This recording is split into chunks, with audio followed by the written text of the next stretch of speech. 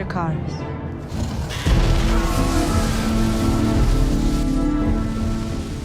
Rule the lands between with an iron fist as you assume the role of Mother Dragon. No, not that Mother Dragons, but this Mother Dragons. Yeah. Clash with your rivals using the trashiest of weaponry, as the Khaleesi is only seen using a dull sword over the course of the entire show. But fret not, as the Targaryen's true power lies with her dragons and impeccable sex appeal. With your dragons in such high demand, the level distribution leaves a lot to be desired. Despite this, you've got just about the necessary tool belt to deal with most situations. But because of minimal defense, Daenerys has landed herself in B rank on the build efficiency scale. Thank you so much for making it this far into the video. Make sure to subscribe if you haven't already, as I'll travel to the moon and back to make sure I have the best possible content for your entertainment. If you'd like to stick around, you can watch me use this build in a variety of PvP matchups. Now without further ado, sit back, grab a snack, relax, and enjoy the rest of the video. Alright, let me start off the video by announcing the fact that I'm sick. You don't want to know what's kind of funny about being sick? It's the fact that your body is actually more than strong enough and more than capable of not being sick, but like the... Oh! Screw you, man. I'm already sick. You're trying to make me sick and tired of the game as well? What a horrible way to start the video, man. Oh. I think I must have had like the most outrageous conversation with my father the other day. Essentially, we were sitting around the dinner table, right? And we were talking about like different things, and we were just bantering around, me and my siblings. And my siblings kept calling me gay. I mean, like, ooh, yes, gay as an insult. That's very mature of you. That's just how we do it in my family, alright? Don't judge. Essentially, my brother kept calling me gay, and then my dad said, you know, I'd love you just as much if you were homosexual. And I'd be like, yeah, but do you want me to be? And he just straight up said no. And then I was like, what do you mean? What do you mean you don't want me to be gay? And he was like, well, it's not homophobic to say. And then I thought about it for a bit, and you know, he's right. It's not homophobic to say at all, to be honest. What is kind of funny is his response to it. What he said was essentially, it's difficult to be gay. And I haven't looked back since. That is some real wisdom. Alright, heterosexual man here, and I'm gonna drop an unpopular opinion. So essentially, as a heterosexual man, emphasis on heterosexual, by the way, I think that lightly clothed women are more attractive than naked women. Now, I know that sounds a bit counterintuitive, right? But let me explain for a minute. Essentially, I think that clothing makes the body look better. That's like the first and foremost thing. Like fashion helps the body look appealing. It's just how it is, okay? Secondly, I feel like when I'm gonna regret saying this, but I feel like when women get naked, you've sort of ruined the illusion, right? You know what's underneath now. There's something really appealing with the mystery of something you cannot get. And then suddenly you get it, and then you're like, oh. No, I'm just joking. I'm just joking, ladies, I'm joking. Now we're going to take a look at the terminology humble, right? And I want us to really take a deep dive into this term, right? Because I came to realize just now that 90% of the term and concept of being humble is being attractive and being low-key self-deprecating. That's like 90% of it. Because there's plenty of ways to be attractive, right? You can be like charismatic, you can look like you're rich, you can look like you're fulfilled. But honestly, if you aren't attractive, you low-key can't be humble. If nothing is appealing about you, you can't be humble. Honestly, I'm not getting enough engagement on my videos, guys. Just engage, please. Engage! Engage with me. Yeah, baby!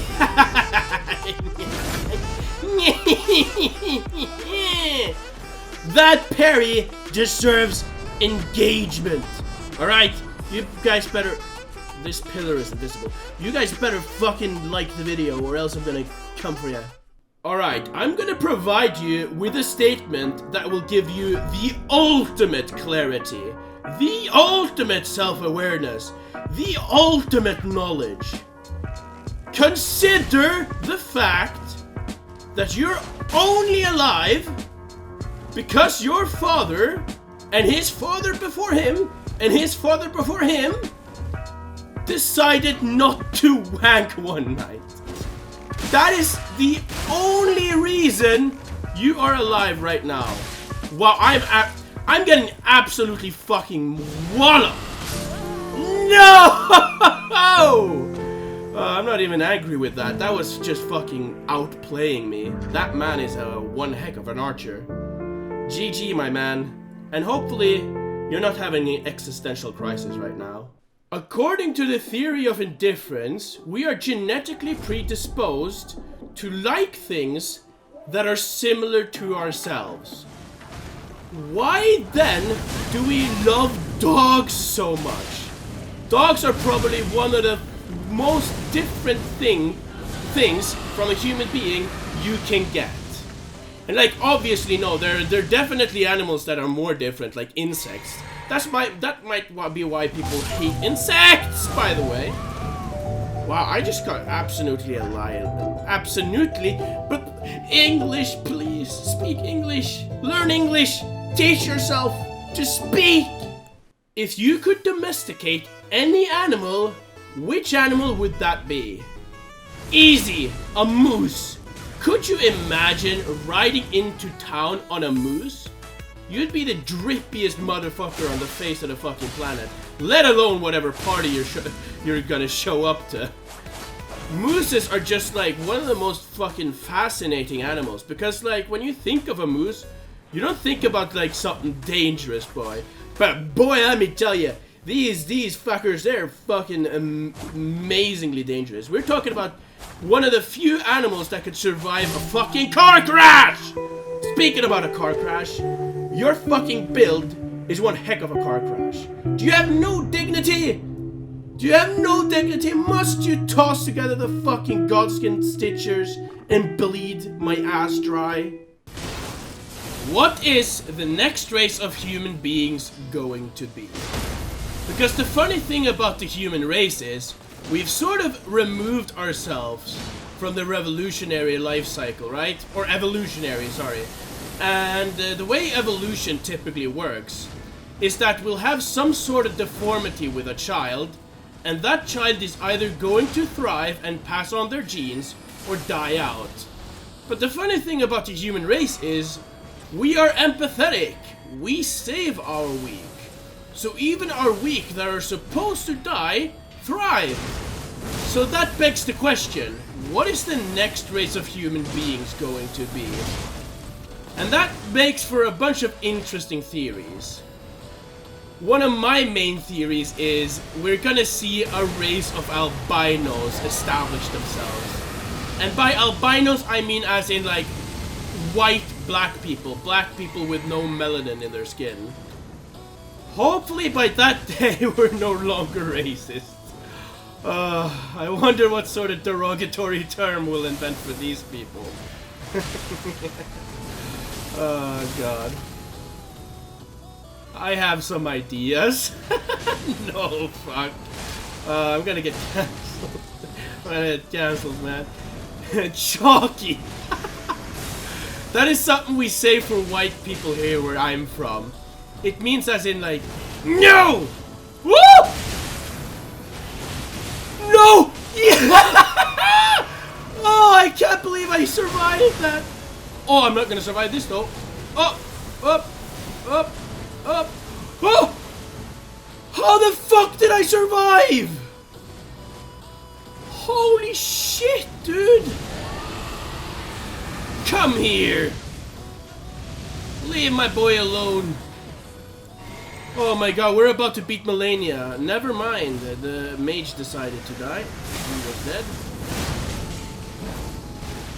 Up, up, up. Oh, yep. Time to die. Madam Malenia. Okay, let me try to aim this one.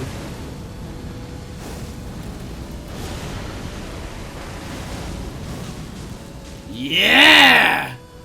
Right on! Bring it on, girl! The new race of human beings is definitely not gonna be thriving for you! Definitely not gonna be some scarlet rot race, and madam! Leave me alone! Yeah!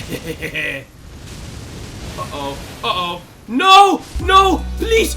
No!